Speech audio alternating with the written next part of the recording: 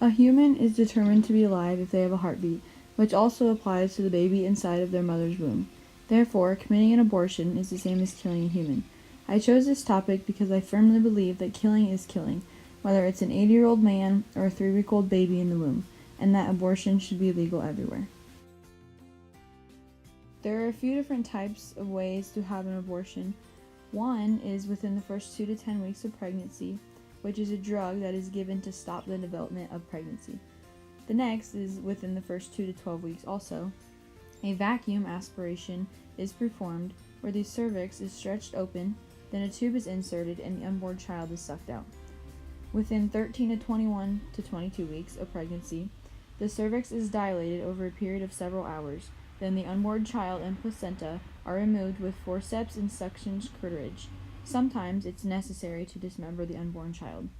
There are other types of abortion, but they are not legal unless very extreme cases. You may ask yourself, when does life really begin? Well, an unborn baby's heartbeat begins just after 22 days of conception, before most women even know that they're pregnant. At week 3, the baby's eyes and ears have formed. At week 6, the baby has fingers and toes.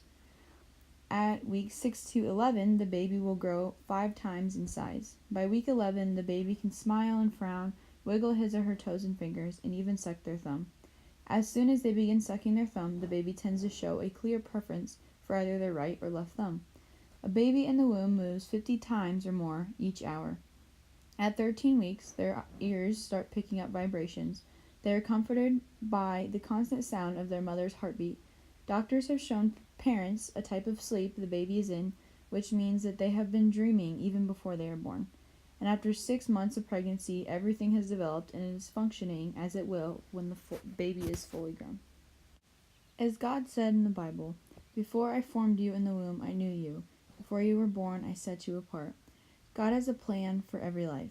He also had said, "Behold, children are a gift of the Lord. The fruit of the womb is a reward." Each and every child is a blessing from God, and abortion is just taking away that blessing. Have you ever thought about the parents that try so hard to have kids and they can't? They would do anything to be able to birth their own child, but sometimes things just don't work out that way. Here are some quick facts about abortion. Planned Parenthood performs over 900 abortions a day. That's over 300,000 a year, and that's only Planned Parenthood. Having an abortion can cause health issues later in life, especially if a woman attempts to become pregnant again. Since the Roe v. Wade was enacted, over 53 million abortions have occurred. Just think about that. There are many different paths you can take if you get pregnant, like putting the child up for adoption and making a couple that has been trying to have kids one of the happiest couples. Also, you could just keep the baby, but we all know that sometimes having a baby just doesn't work for everyone at the time they might get pregnant. You could also let the father raise the baby or have yours or their parents.